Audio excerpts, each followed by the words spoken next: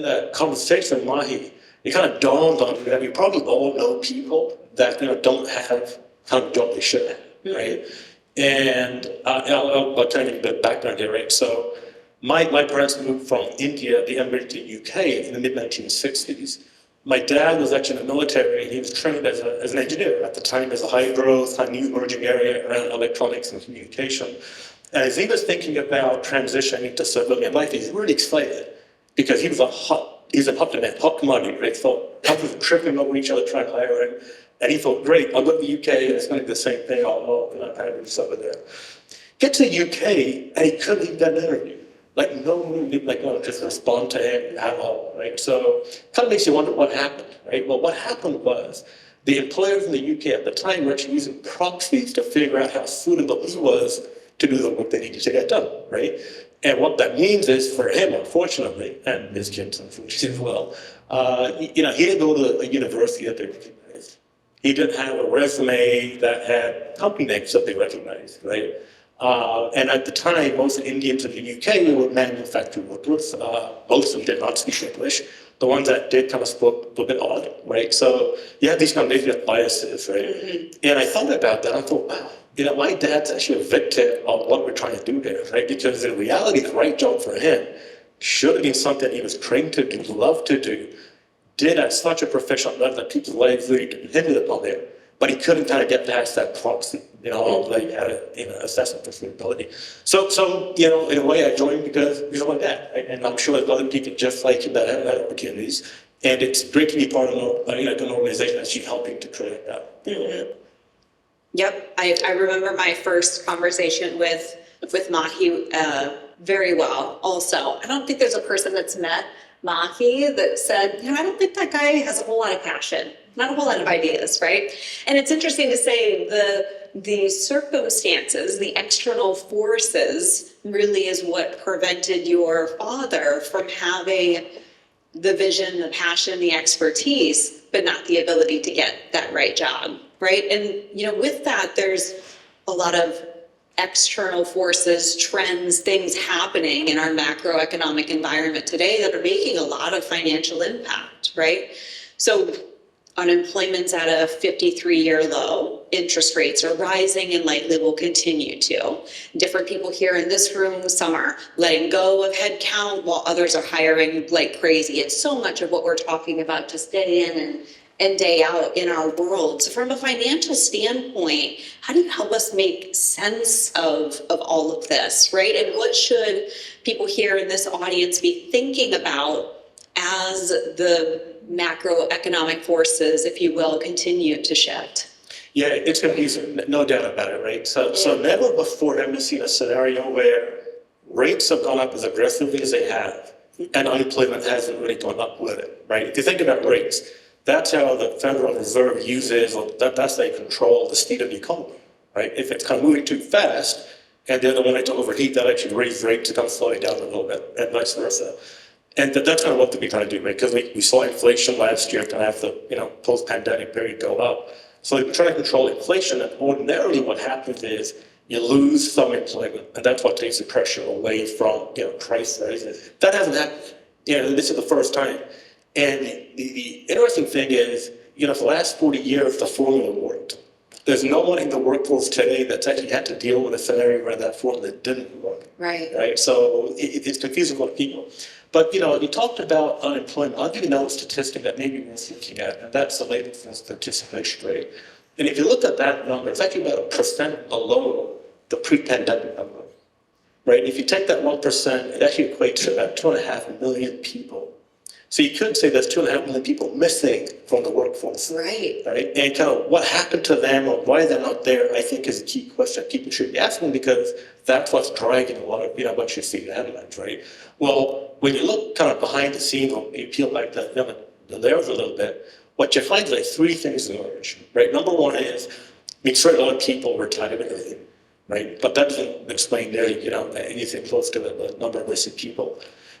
There's clearly more people that we reported over the last few years, actually, but it's really spiked recently, kind of health issues. So not COVID or long COVID, people just reporting health issues.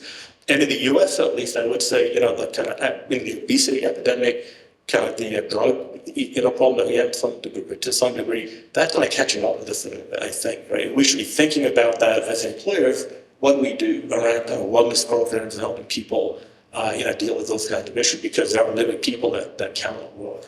The second thing that emerges is caregiving, right? So this is like for children and for elderly, right? So again, people just cannot work because they've got something to take care of. And the costs thereof, And right? I was going to say, if you look at cost of inflation around just take childcare, since the pandemic, it's up 10%, right? And you think about people that make a living on the margins, that 10% actually really affects the lower income cohort much more than other income cohort. Because that 10% is the same for everyone. If they come on the lower end of that scale of income, it affects you more. They make a decision, I go to work, and basically give it all to the childcare people, or they don't work, right? So that's something you should think about. The third thing that emerges is around migration. So when you think about, which places are most impacted by COVID and lockdowns, places like New York, California, again, people moved out of there, right? And they ended up in low-cost areas. Some of those people may never go back to New York. And it's the kind of folk to California. What's happening there is you might have been a multi-income family. You had to go do that second job because that's the only way you can make ends meet. Well, now you've gone to a lower cost of living. You don't need to do that, right? So there may be kind of a phenomenon where people just don't come back into the labor force, right? And we've got to be really mindful of that because that's actually creating some of the inflation pressure. Right, so when you look in the media, what you see is a lot of jobs that are available, unfilled. It's really that lower income, like what we call the zone 1 and zone 2.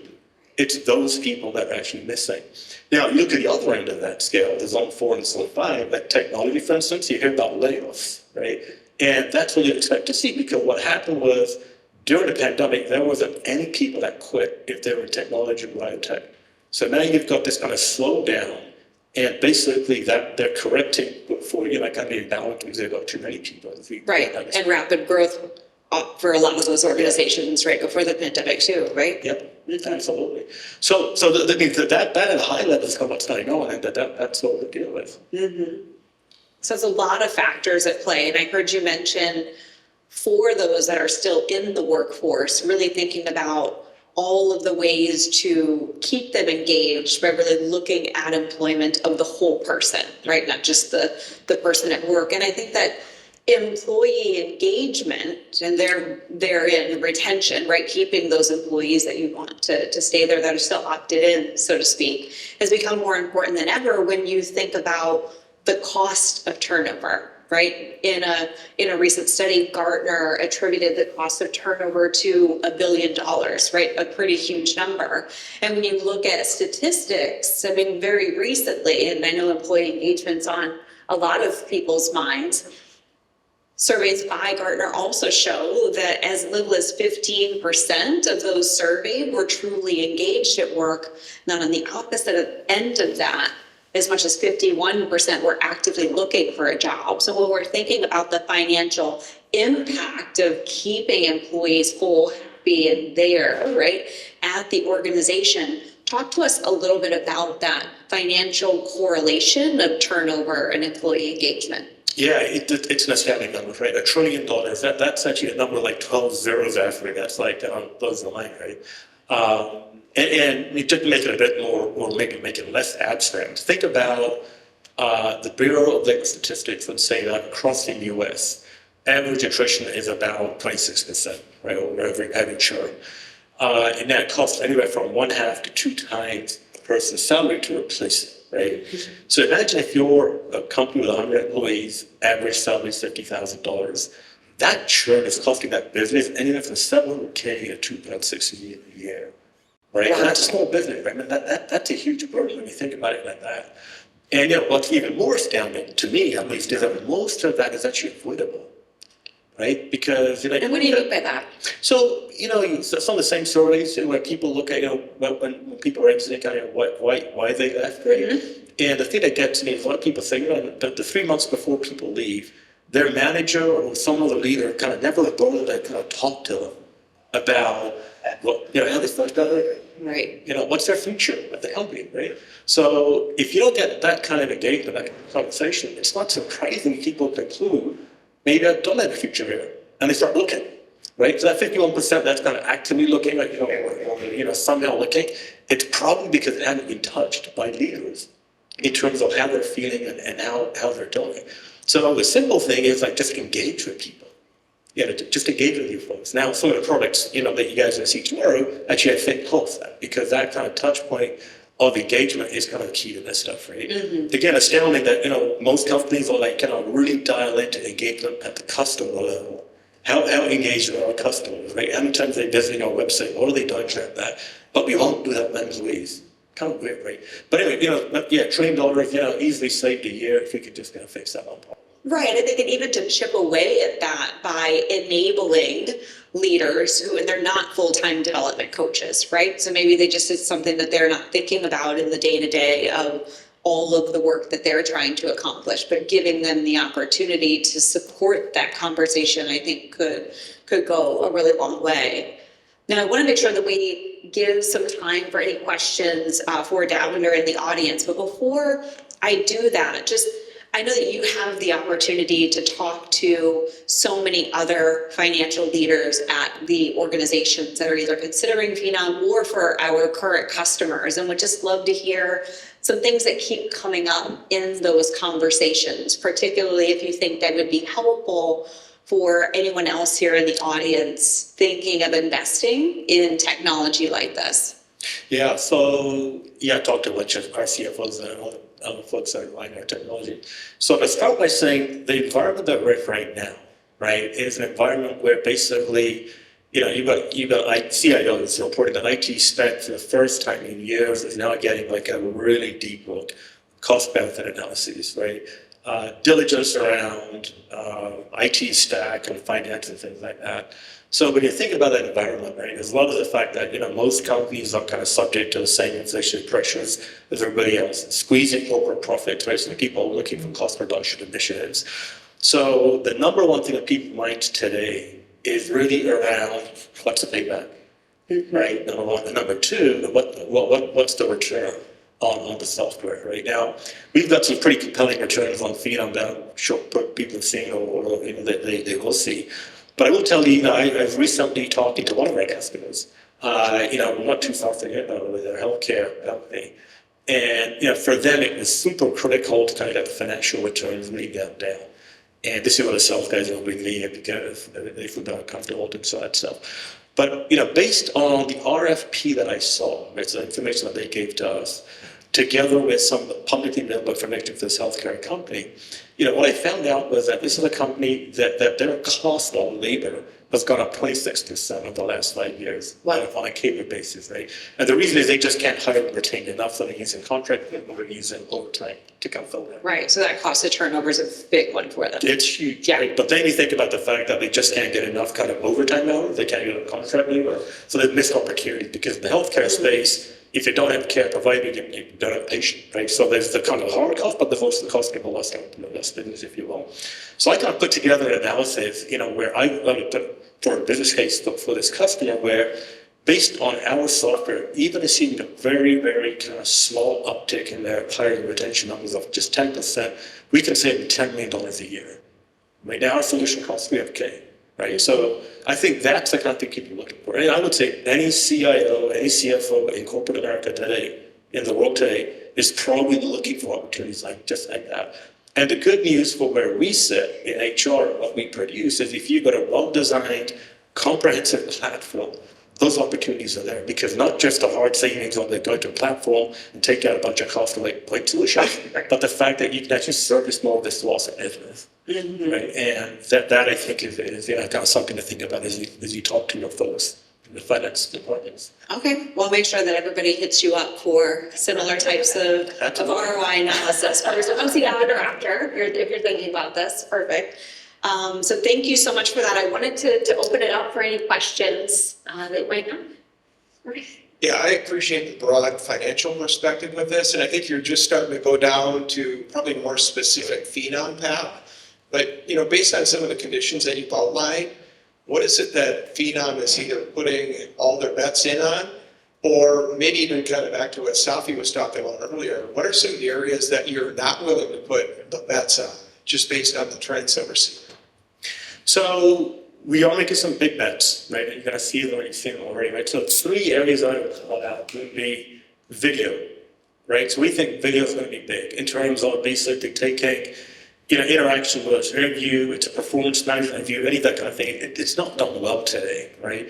But you'll see the product we're going to have, basically take this video technology, you can transcribe that interaction, and the tool actually prompt you with the next question. If you're interviewing, they'll prompt the next question.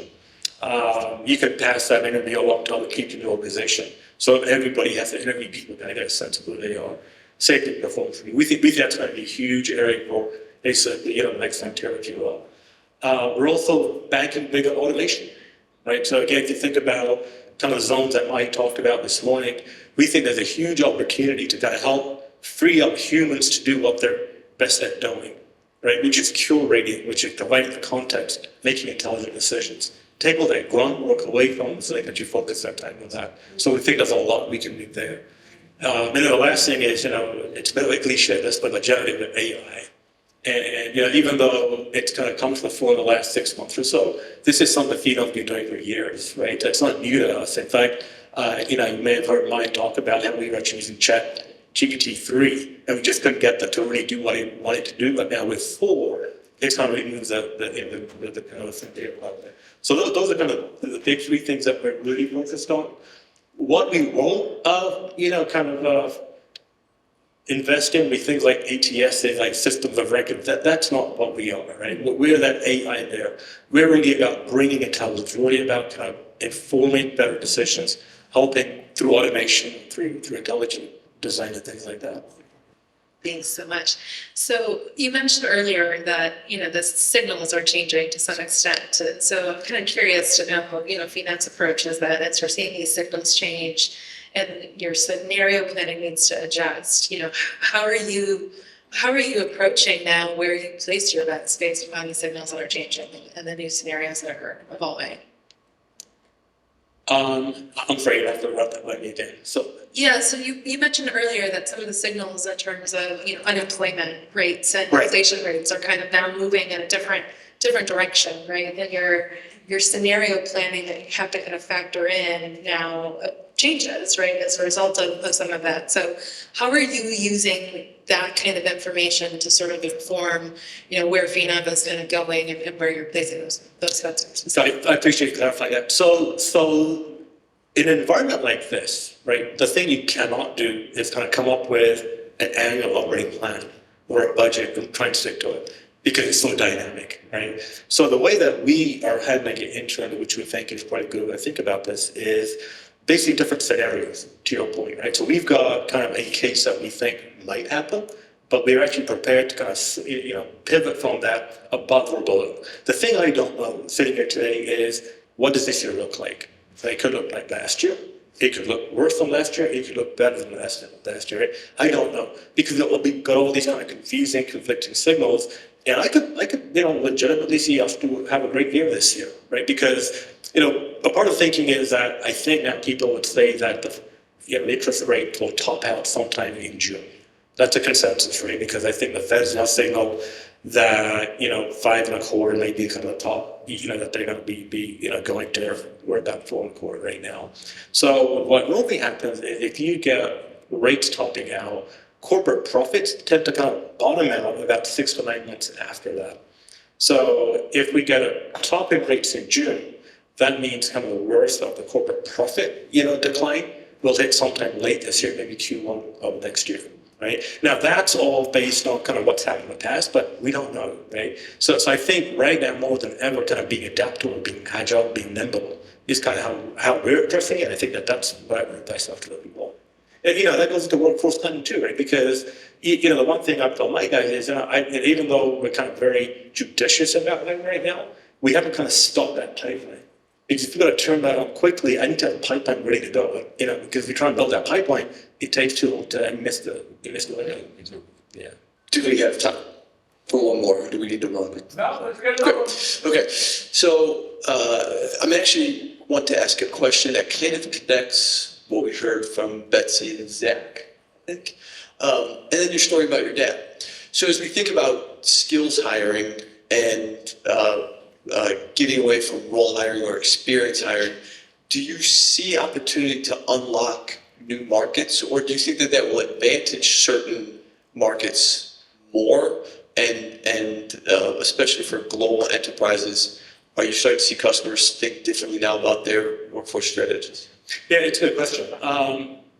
Very great timing actually for us, because the way that we're addressing that is we're kind of looking at much more verticalization of our customer base, right? So when you think about it, it's like a two-dimensional, kind of chart in the head of these, right? Where what we think you've got the 5 zones that we've talked about, right? And any organization has all 5 of those.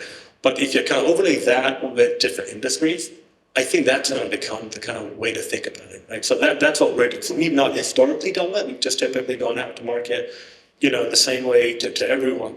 But what we're realizing is, again, we talked about specialization getting rewarded. So that kind of, same thought around like, what does, like, for example, the healthcare industry need? See, their needs in zone 1 and 2 are very different to, let's say, financial, that industry, right? So being able to actually, dial into that. And the way we dial into that, for example, we may tweak our work, right? Because what you need is like maybe 90% the same, but that 10-20% could be the differentiator, right? So the way we're thinking about it again is like verticalizing our customer base, and we think we can grow much faster than that should, because when you hit something that's more relevant, it's just an easier sell. It's more relevant to the customer, right? So we think that would be a way to think about future growth. We appreciate your time, Lindsay. Thanks, Davinder. Thank you for coming.